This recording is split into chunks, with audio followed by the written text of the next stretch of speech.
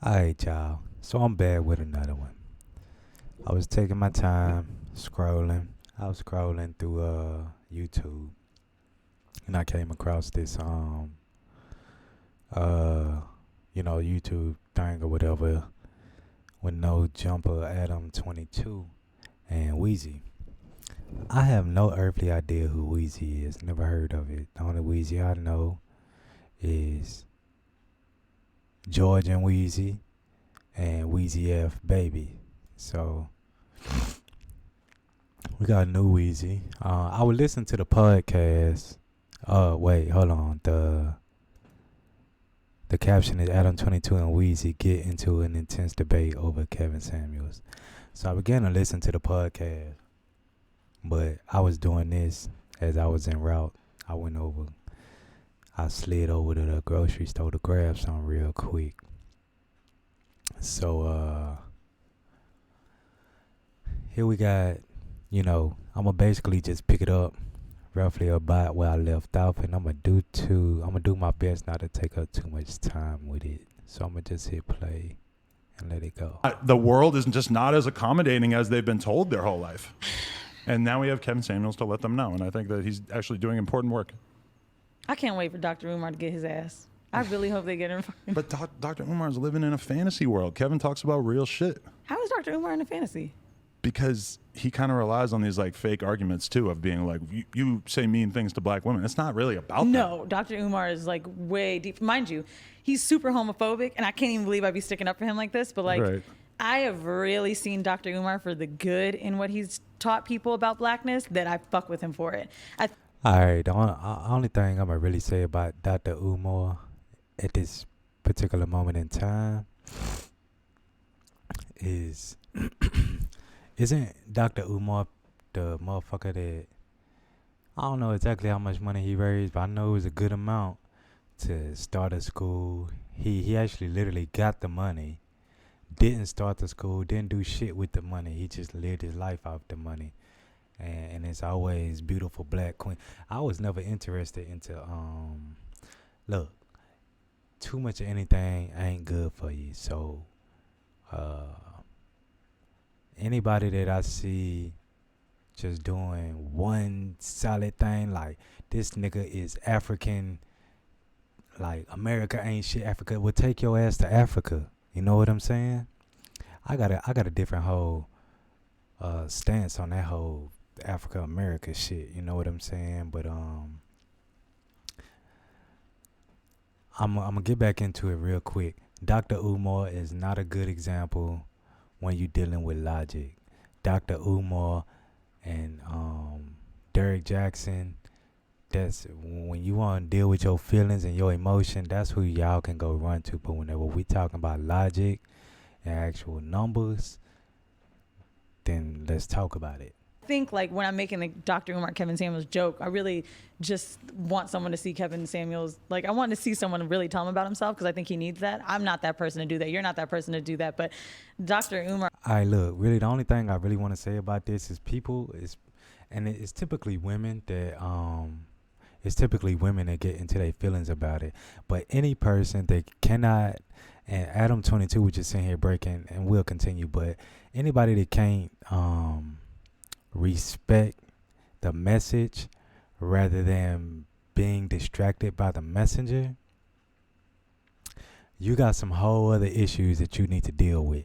So the fall back on, oh well, he's attacking a black woman and I'm a black woman, and man, I done seen Kevin Samuels give it to dudes, give it to Hispanic ladies, white girls, everything.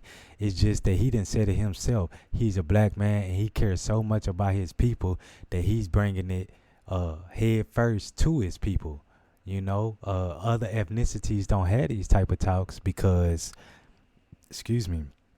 they ain't as far out of line, as far out of balance as we is. So let me just keep it going. I think it really tear his ass the fuck up. Maybe. But I don't know. I just don't think that the arguments that I heard from that viral video about Kevin Samuels, I just didn't think that's not going to hold any weight. If they're going head to head in a debate, I just think Kevin's going to wash the floor with him because it's so much more ground level perspective of how we actually know that people operate. It's just the message that he's giving. He's not really telling you like you need to like, you know, put your standards in check. He's really like shitting on these girls to the point where he's like, this is what you deserve. And I think those are the women who call in and ask for putting their relationship standards advice. in So it's kind of check, hard for me to like I agree. If you were to just them into choose a another random perspective. woman in the public eye and just start rating her dating possibilities, that would be very like I mean, in a bad, way, but- it's like the Jerry Springer shit, right? It's like, yo, why do they go on this show Right. when they watch every week and they know they about to look crazy? right. But I don't know. Maybe it's hard for me because of the age. But that's the thing. Why you gotta blame that on Kevin Samuels that them girls look crazy? Them girls wake up out the bed looking crazy. Them girls get back in the bed looking crazy. And he's exposing it, or rather he's bringing it to some sort of a light. And it's his fault. While they called into his program to ask him what he thinks about them. And whenever he tells them what he thinks about them, then you have the audacity to get mad. Why don't you call in and talk to Kevin about it? You know what I'm saying? Like, because your money and your social status and shit. I don't even know who this girl is. I hope she's married. Maybe because they're black women. Like, I just feel like every clip I've seen when he's shitting on a girl, they're black. And like, that's really hard for me to watch. I feel like that's just his audience, because I feel like he True. would be eager to talk shit to a white woman. It might. He You has think so? before. I don't really see I don't think it's like racialized, besides the fact that he just has a largely black audience. Well, I just mean the viral clips of like, you know, you calling girls I don't see ugly. no Like ring they're on always. her finger. And believe me, he takes it way too far. He says the rudest. Okay. I ain't see no ring on her finger, but it sound like that shoe fitting. The shoe fitting too well. You know what I'm saying? And she ain't it's hitting her where it hurt, you know what I'm saying? So when a lot of time when people say they don't like Kevin Samuels, it's not because of the logic. It's not because of the person. It's because the message fits. The shoe fits. And it hurts. The truth hurts. Most fucked up shit I could ever think That's of. what I mean. And he knows that he's doing that, and he's going to get extra media attention from his audience for like. But see, Howard Stern, a Charlemagne, people like that can make those moments happen without being that disgusting. That's talent. What Kevin Samuels is doing is just like mean. Bro, what you The mean? way that you can bring. Howard Stern used to have literal retards on his show, and you know, just disrespect them at full just to give them some money. These girls are calling in and asking him. I don't understand. Like, I just don't understand. Bring out things to people and either get them a little riled up or angry or whatever. Like, that's not you really, really shitting on someone for this fucking moment. That kind of shit, I don't really like that. I would never want to be in the position of having to do the kind of content that Kevin Samuels does. But actually, that's why I think it's almost kind of like brave, because Charlemagne like would never speak to a woman on his show that way. Granted, he doesn't interview just like random ass Charlemagne's a women who have bitch. nothing going for him. But I feel like he Charlemagne's has a too much of a Sambo. career. He knows that his career would probably fucking But there's no torpedo if he point said in that kind of doing shit. it. The point, though, I think, is just to be real. because Just be but honest. Charlemagne doesn't need to do that. But don't you think we're in a society that really disincentivizes being honest? Yes. Is honesty calling someone a linebacker? I mean, If if you she's the decide size of a to- linebacker, then I Dude, mean, can she's we a stop? linebacker, right? I mean, I feel bad, bro. Like, nobody would ever get on a woman's ass for saying the same thing to a fat man, basically, is what I would say about that. the way that way that he shits on people, I don't know, bro. And I feel like fat guys get fucked, bro. Like, I fuck chunky dudes. Like, I know. The world is set up unfairly, for sure. it is, because I started to look past it. You know what I'm saying? Right. I'd be like, all right, he's funny. Yeah. I like your car. We all know. I mean, we just interviewed these dudes. I Exactly. don't know if you know about them yet, the Fresh and Fit. You see, what she said right there is exactly what we sit here talk about as men.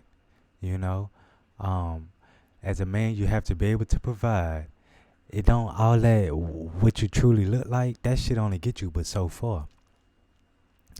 That shit is that shit don't last. You know what I'm saying? What you can truly provide is really and that's basically what she just roughly touched on. Podcast. Earn Your Leisure literally called me and Okay. were like, you have to go on this podcast. Are they out of Miami? Yeah. Yeah, I've heard about them. If you hate Kevin Samuels, you really hate these guys. Oh, that's probably why they want me on there. Why? What do they do? Well, they had like an analogy that I thought was pretty compelling, the candy shop analogy. Okay. And it's basically the idea that, you know, because like a lot of women will like not understand why a guy in his who's 35 or 40 or whatever will want to be doing all this house shit. They'll be like, I have it out of my system by that age, so why are you on that time now? Because they just started making money? Well, yeah, because like he said, he was picture a candy store, and like some people can go into the candy store when they're 18, and then some people are only allowed to go into the candy store once they're 35. I'm not mad at that analogy. The second group is men, because realistically, like as a man, and this just made sense of my life to me so much, because like I knew that things didn't feel right for me when I was like 18, 19, because I knew I just couldn't like get like the hottest girl in the club or whatever. It's because as a man, you have no value until you do something with your life, until you earn some money, until you make something out of yourself. Whereas with a woman, I mean, her market value is probably the highest when she's like 18 to 21.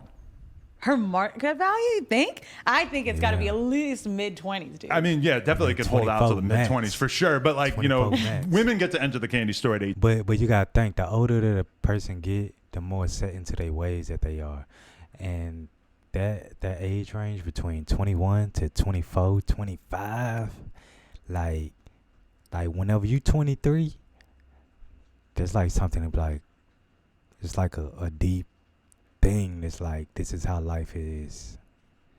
You know what I'm saying? Like, if you're not a person that's been reinventing yourself, and if you're not a person that's up for change, you know what I'm saying? If you just always just kind of allow whatever it is to just be what it is and never be active in your own life, by the time you're 23, it's over. For women, if they ain't figured it out, shit. 18.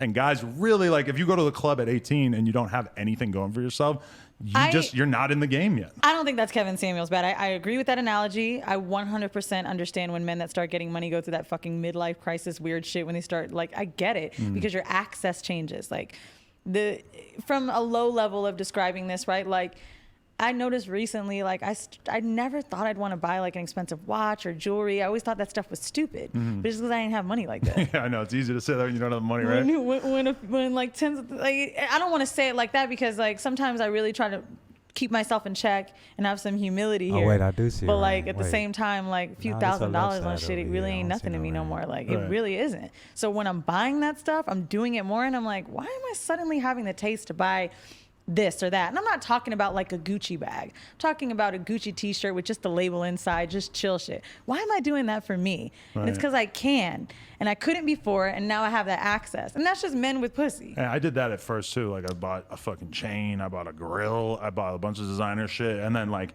I wouldn't even say it made me not that much happier. I would say it actually made me less happy to have that shit in my life, and to sort of like carry around, like have something on you that sort of represents your status. Like, what am I, a fucking king or something? I just can't get into it.